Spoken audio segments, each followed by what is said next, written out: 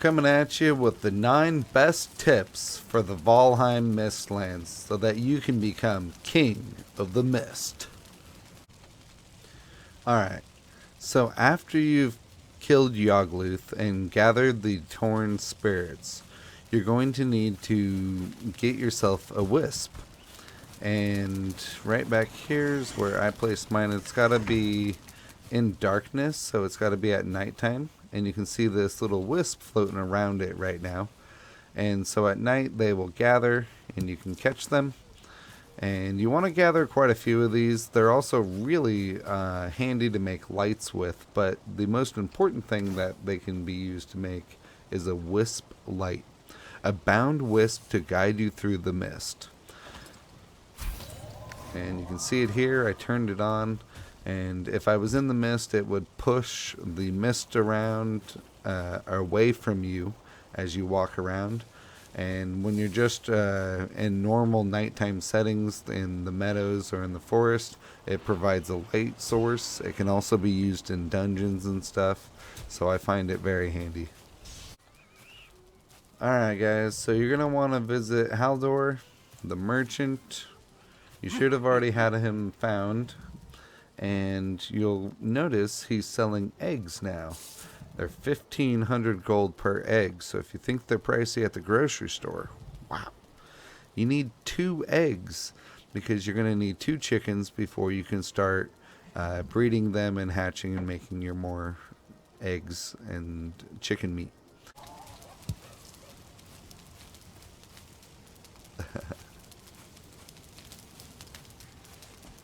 You'll see here the chickens will go in, they'll start eating, and pretty soon they'll start laying eggs. You can pick up the eggs and start hatching more chickens. The more chickens you get, the faster this process goes. There we go. So now that you have gotten your chicken eggs and chicken meat, you can make cooked eggs if you want. It's not very good. And especially for being obtained so late in the game, you're never going to make these. But there is one of these that you really are going to want to make, and that is the uncooked honey glazed chicken. It takes chicken meat, honey, and the Jotun puffs. And this is by far one of the better foods in the game. The other thing that you will now be able to make with your eggs, if you want to sit there and collect eggs specifically, you can make mushroom omelets with Jotun puffs and eggs. It takes 3 of each, and you only get 1 in return. So I'm not a big fan of this one. The salad, on the other hand, I really like this. So this takes Jotun puffs, onions, and cloudberries. Cloudberries, of course, from the plains area. Onions can be found in the snow biome, in houses that are up there and inside chests and stuff. And with the farm up, you'll have the Jotun puffs. And you'll notice it gives 3 salads, and it takes 3 of each ingredient. So it's basically 1 of each will give you 1 salad, and it makes 3 out of whack. It's by far one of my most favorite foods. 80 stamina, 26 health. You pair that up with the honey glazed chicken, which, oh, I can't show it here. I'll have to go grab some and show that off.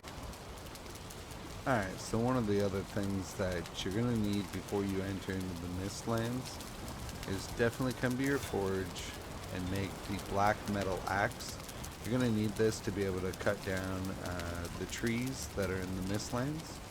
And you're also going to want to make the pickaxe so that you can gather up the marble, and if you come across a skull, you can mine into it and there will be the soft tissue. And so this is a very important thing. It only takes 3 wood from the Mistlands, so very little. So make sure you make the axe to be able to get the wood, and then it's just black metal from the goblins, so not very hard to get. You should be able to upgrade it pretty easily as well.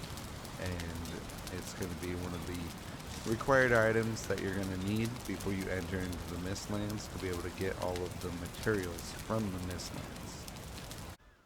So when you're out in the Mistlands, you want to look for these little blue mage caps right here. Definitely want to pick those up whenever you can. And you also want to hear out... Oh, you hear that? You want to listen for sounds like that right there. That's probably a large bug. One of the soldiers. May not be, but I'm going to go... Where is he? Down there underneath me?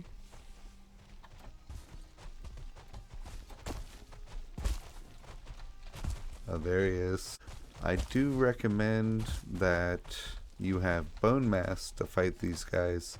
And right now I have Gjall. And I know he's right out here. Bone mass gives you better protection.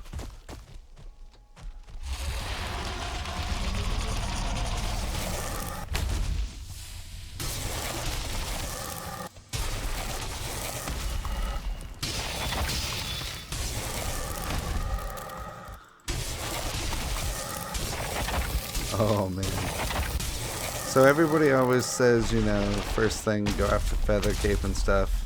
I'll tell everybody, go get the shield so that you can block these guys. Because if you can't block them, you're going to die to their heavy hits. So I should be able to take this guy on. You want a fire potion if you don't have the buff. I still can't even see him. I saw a damage number.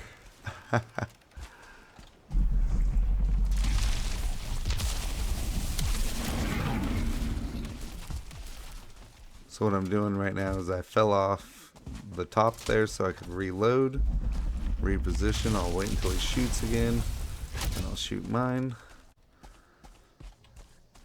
Just trying to not get hit by the fire blast that he does. It can hurt really bad.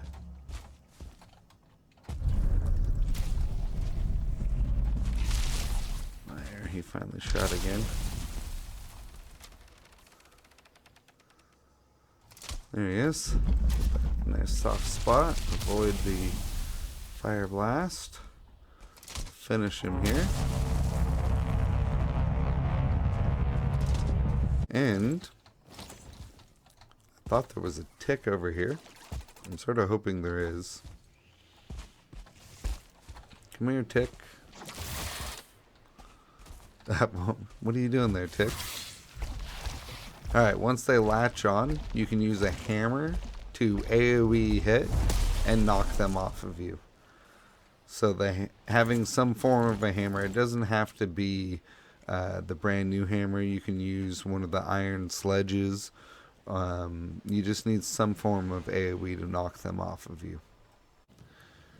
So after you have located a Diverger encampment and you found their component crate, sometimes you get lucky enough and find a component crate like this one that's on the roof. If I were to lure one of the Gjall over here and stand next to this and have it shoot at me, he will break the box for me. I can grab the sap extractor and I don't have to kill the Divergers. Right here is the ancient root, and it says it's pulsating with energy. Notice it's got the bright green crackle color. This is where you want to plant the Diverger sap collectors to actually gather sap for you. There we go. That's what we're looking for.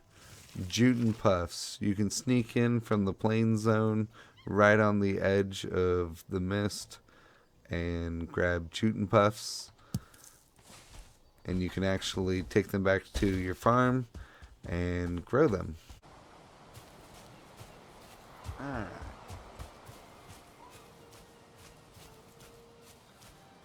So the last tip I want to leave you with is the boss buffs and how I use them and what they're used for. So bone mass, when you're going into the Mistlands, you want to use this fighting the Seekers. Anytime you come across a soldier, This is an amazing buff and will save you from being one hit wondered. Yogluth, resistance versus magic damage and lightning damage. So when you're fighting the diverger camps that have mages in them, you really need this because you're going to be resistant to fire, frost, and lightning. It can also be very good when fighting the Gjall because they do fire damage. And if I am currently have the bone mass buff on, then you want to drink a fire resist potion when dealing with the Gjall if you don't have the Yogluth buff.